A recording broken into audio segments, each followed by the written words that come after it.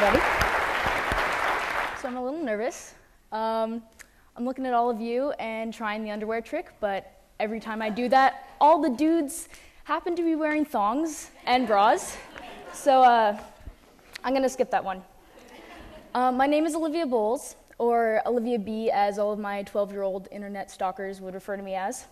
I'm a photographer. I'm 16, a junior in high school, and I have this complete mindset where I am a designer by the means of observation. And I'm taking these photos of these kids who are my same age, and even though I'm a part of it and I'm snagging these moments, I'm an observer. I'm an onlooker, and sometimes I go to hang out with people because they're attractive and photogenic. And I'm sure a lot of teenagers do this, maybe with different intentions, but they're like, "Liv, why are you taking so many pictures? You want some of this?" And I'm like, "No, having the time of my life right here." I've always been better with pictures than with words, as you may discover within the next 20 minutes. I started creating and designing before I started talking. I made weird shit out of sticks.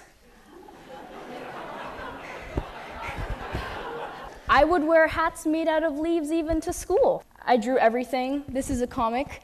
It's Rudolph's Vacation. This is a magazine I actually made. Cute nail ideas and quiz, what kind of animal are you? And wanting to make your own lightsaber? Well, we'll show you how. But I would draw everything. It was my therapeutic device throughout my childhood. And I'm bummed that I can't find a lot of my drawings because my parents would salvage them out of the trash, or like if I left them on the kitchen table, they'd take them. But I demolished a lot of them myself because I was never satisfied. And still, I'm the same way. I push myself to be satisfied with what I'm doing. I beat myself up a lot, honestly, but I force myself to work as hard as I can for me. It's not for who's gonna hire me next, if there is a next time. It's not for a college portfolio by the means of impression for my peers or my parents. It's for me. And I mean, it's a really selfish art, really it is, but I have to do it. So back to my artistic journey, if you will, like my outfit. I moved on to sculpture. I had this really rad teacher named Lynn Takata who basically taught me everything you'd ever need to know about clay. And she would give us an assignment, and I would just work my 6-year-old ass off to give her something that you would not expect from a 6-year-old. I mean, I know it doesn't look that great, it's just a little cheetah, but it was kind of a big deal back then. I got really tired of clay eventually. I can't really go near a potter's wheel anymore, it bores me to death. But it was a really, really big part of my life. I experimented with cameras when I was younger just to kind of see what it was like. I found it an odd sort of art. I mean, you're not exactly having to create or design something, but you're creating something as you find it, and maybe just appreciating something as I find it. Well, little did I know. At the age of 11, fate decided to put me in the wrong art class. And I hated the darkroom at first, let me tell you. It was too frustrating, and I would always spill fixer on me, and I would smell like vinegar the whole day, which I actually did like a week ago. It was disgusting. But I decided somewhere within the first year that since I was stuck in this class, I would give it a go. And so over and over, I took it at my middle school, trying to get things right. And I remember the satisfaction of watching a perfect photograph slowly appear in the developer. I started to love it so much that I made my own darkroom in my basement. And so now at my high school, I spend after school, third period, and lunch sometimes trying to pursue my vision of memoir. And I feel really fortunate that I was able to figure all this out at such a tender age. I mean, that's usually the biggest intrigue when it comes to why people are interested in me. I'm 16 years old, and I've worked for big companies like Nike and Converse, and I've literally traveled the world to attend events and parties. And I understand and I love where I'm going. Over the years, this art has taught me how to reach inside people and how to balance myself. The realization of my dreams has only made me better. The moment when you realize why you're doing this and that this is your dream is when your vision becomes apparent to yourself. As designers, we try to make the world a better place. And as a photographer and a fine artist, I try to make the world a better place by the means of beauty. I truly believe that art makes the world a more enjoyable place to inhabit. It's what I live for on a day-to-day basis, and if it makes other people happy too, well, I'm hitting two birds with one stone. I also believe that as a design community, we need to embrace the younger generation of designers. I'm not just saying this because I'm young. Well, maybe I am. But I think that teenagers and kids have something to offer that people really overlook when they're looking at our generation. And they think we're just a bunch of kids. And, well, yeah, we are, but we have something more than that. And not all teenagers are a bunch of pot-smoking thrash bots. We have ideas just as good as yours, and maybe even a little bit better. We have something that you don't, and that is ultimate freshness. We are basking in the light of our own generation, and we know what's cool. The design community needs to take a risk with us youngsters. Converse took a risk on me, and, well, now 1 Converse promo, 2 Converse shoots, 2 Nike shoots, dozens of magazine features, 1 MTV offer, 4 book covers, and dozens of corporate parties later, I'm standing before you here. I aspire to capture the natural way that these kids act. I say these kids because I'm here interacting with these teenagers, but with the camera, I only feel half a part of this. Like a double life almost.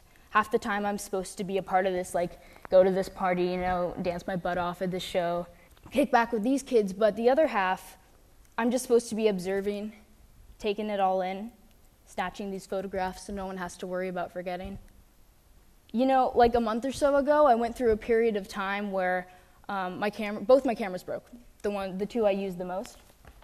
And I had to live all these experiences where it was like, wow, this is pretty fucking great, but I didn't have a camera, so I was really bored. And I didn't know how they did it. It was like, you're having a fantastic time, but I just feel like I can't do this at all. It's like a duty of mine. I don't believe in God or religion, but I think if there was a God, he or she or it would be telling me, forcing me to do this. Photography gives me a chance to live and make art simultaneously.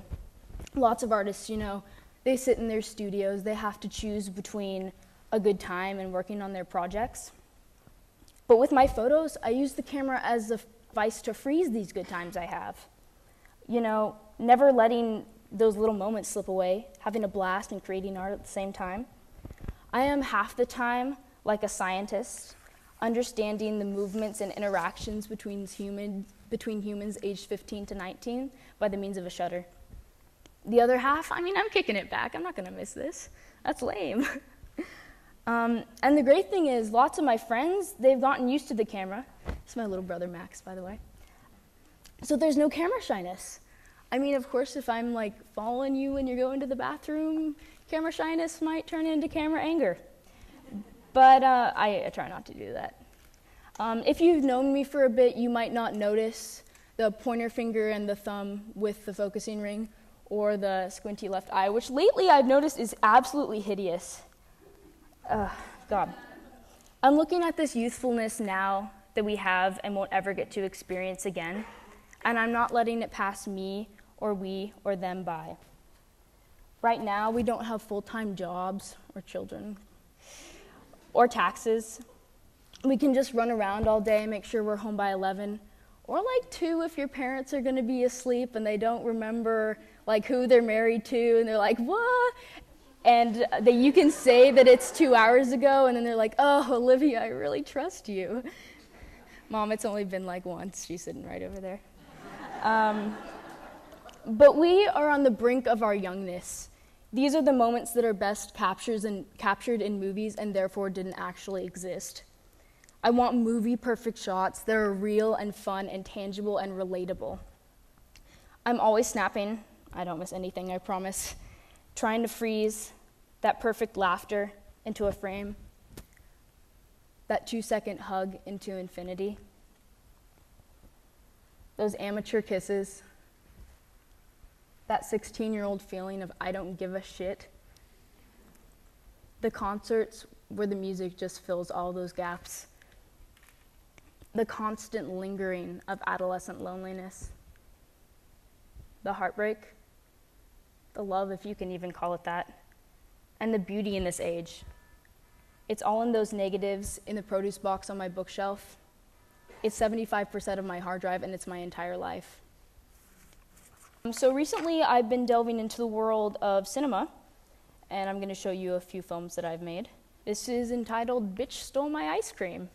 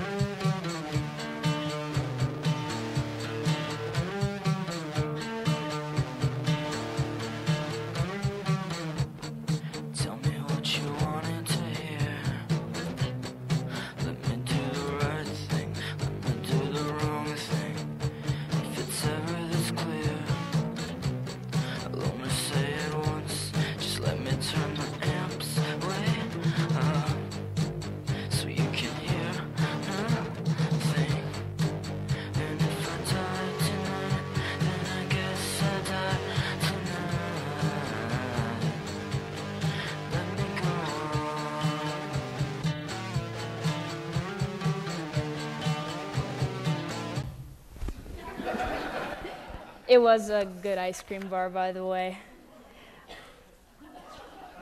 And then this is just a short one, which I've made on my new camera that takes video as well, so it's not a stop motion.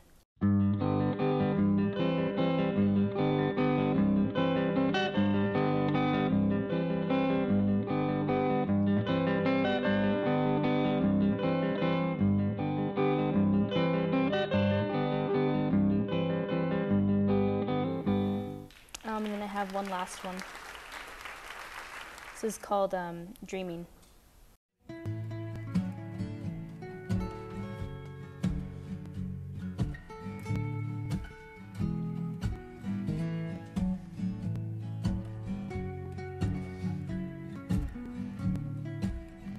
Oh, a trance is a spell with a thrill wrapped up inside it.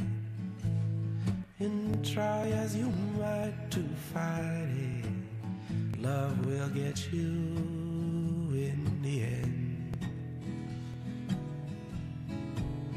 And then the sound of a bell could sound like angels.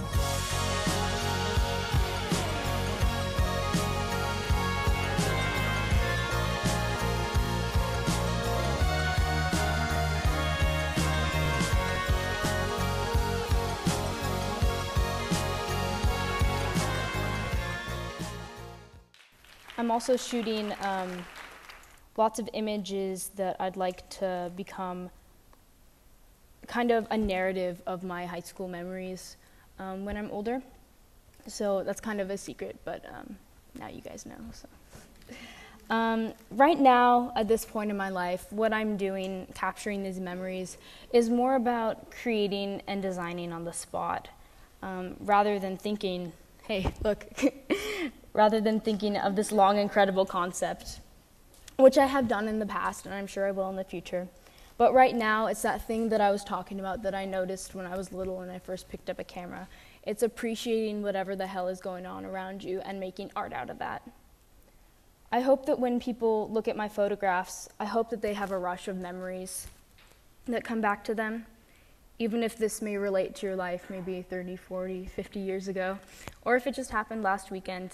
It's the moment where you remember that you remember. I want to evoke nostalgia in everyone. And I want to close with taking in this memory. So I'm going to take a picture of all you guys.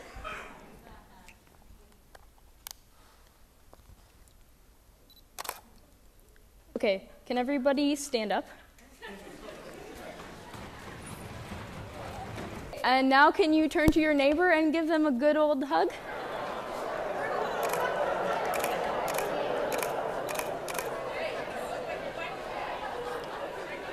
Can everybody raise their hands over their head? Sweet. Thank you, everybody. Thank you. Thank you.